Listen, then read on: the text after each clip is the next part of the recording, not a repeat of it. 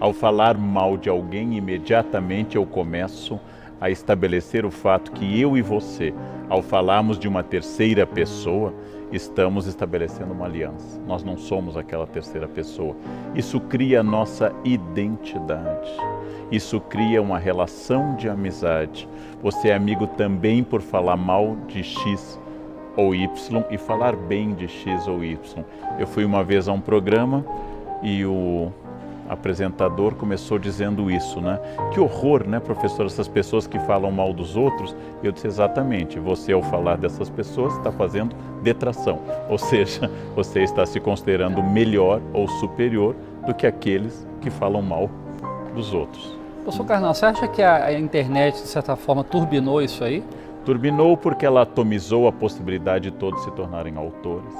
Turbinou porque ela retira o ônus da presença física. É mais difícil falar mal das pessoas com o risco físico da presença, do ônus de, por exemplo, receber uma resposta na cara ou até uma agressão física, mas também porque neste nosso mundo líquido, usando uma expressão do Bauman, nós nos tornamos todos autores com autoridade. Por exemplo, no momento que eu abro uma conta no Facebook, automaticamente eu ganho um diploma de jurista especializado em Constituição, apto a emitir opinião sobre impeachment abalizada ao lado dos maiores constitucionalistas do Brasil, porque eu tenho conta no Face. No momento que eu tenho o acesso à internet, eu posso emitir opiniões sobre medicina, educação e história.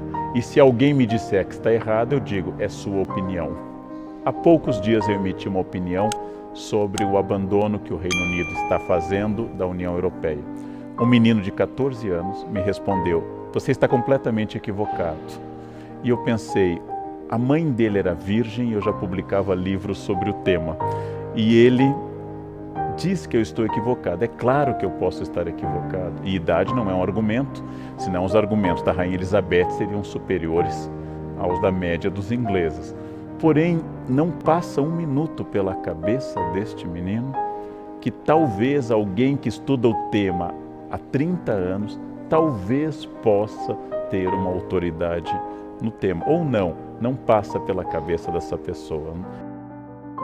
É muito difícil você separar o limite da liberdade de expressão do limite da injúria, da calúnia e da difamação. Em nome da liberdade de expressão, a gente acha que pode dizer tudo sobre todos. Ora, as palavras ferem, as palavras podem reduzir as pessoas, as palavras podem atacar, as palavras podem representar, inclusive, diminuição de questões profissionais das pessoas.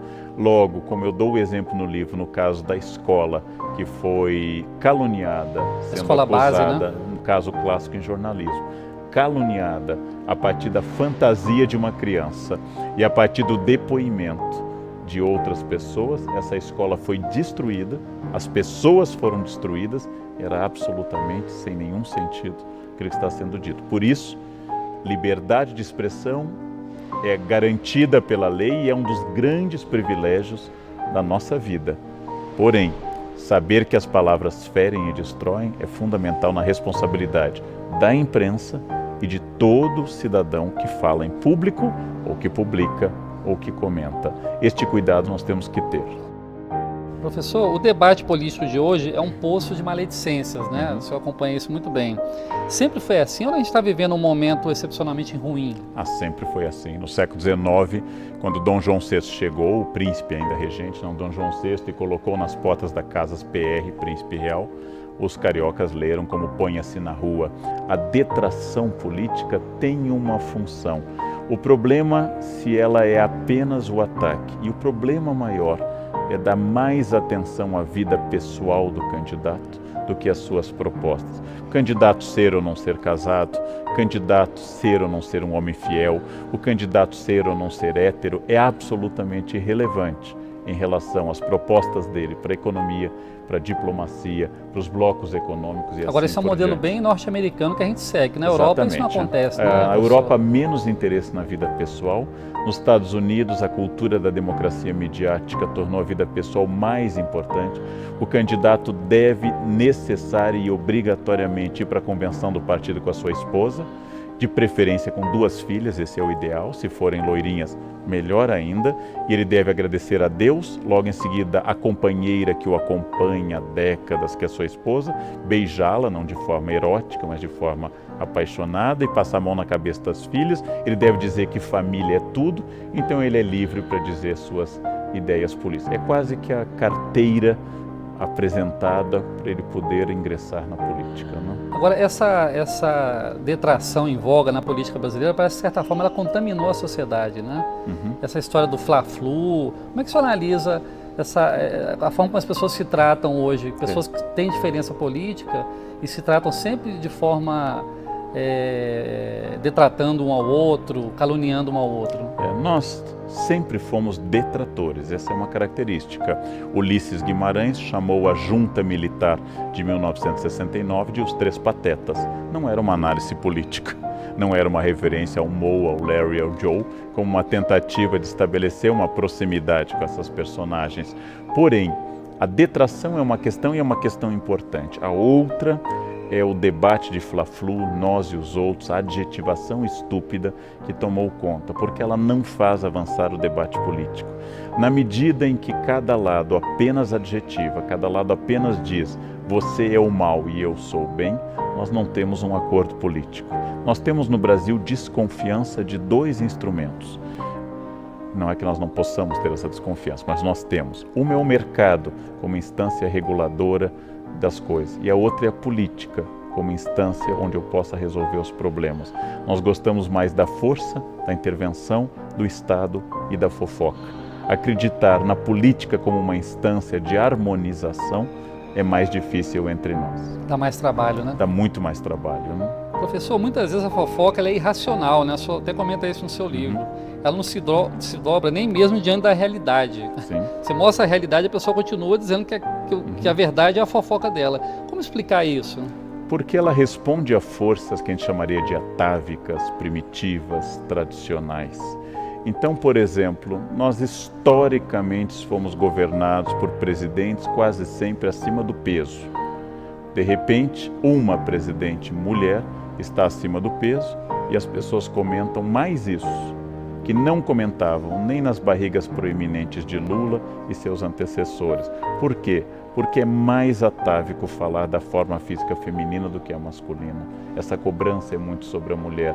Isto é muito atávico, é a coisa mais forte que tem em nós, apelar aos estereótipos, aos arquétipos, a tudo aquilo que nos ensinaram indiretamente. Aquele aprendizado que eu tive no banco de trás do carro, quando meu pai dirigia, eu era criança e gritava, tinha que ser mulher.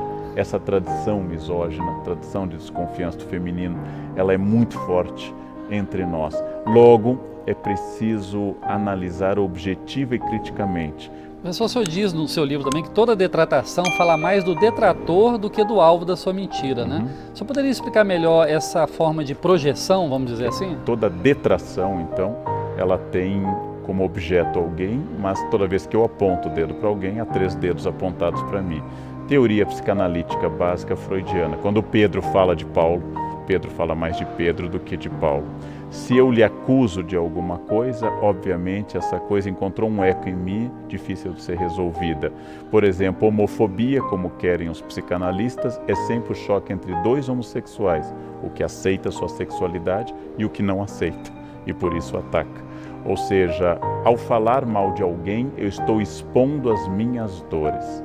Ao falar mal de alguém, eu estou dizendo, nossa, fulano é muito burro, fulano não tem estudo, fulano se tornou presidente, mas é muito burro. Bom, se ele é burro e se tornou presidente, você é genial e é gerente apenas dessa lojinha, alguma coisa está errada em relação ao cargo. Ou seja, é uma maneira de catarse é um conceito aristotélico, no qual eu transfiro essa energia para este campo, ou seja, falar mal é uma forma de falar do que me dói, do que me incomoda. Por isso, nós deveríamos ter um pouco de cuidado, porque é quase um raio-x da nossa alma. Quase toda detração ela embute alguma forma de preconceito, né?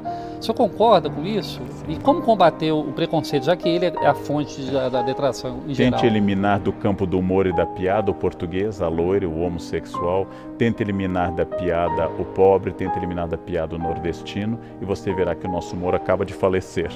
porque o humor é um dos grandes campos do preconceito. Isso não entre nós. Na Grécia, Aristófanes, ao falar de Sócrates, Aristófanes, ao falar da democracia, nas suas comédias, cometia os mesmos tipos de preconceito. Então, o preconceito é um dos elementos que estabelece uma tentativa de aliança entre mim e o outro. Ele nasce da ignorância e o preconceito nasce também do medo. Se eu tivesse que achar um pai e uma mãe para o preconceito, um é a falta de conhecimento e o outro é a angústia do medo. Essas duas coisas que existem em todas as pessoas, porque todos nós temos medo, elas fazem surgir exatamente isso. No alvo do meu preconceito está o meu desejo. Está o meu desejo a todo instante, aquilo que eu projeto no outro. O preconceito é muito forte, livrar-se dele é quase impossível.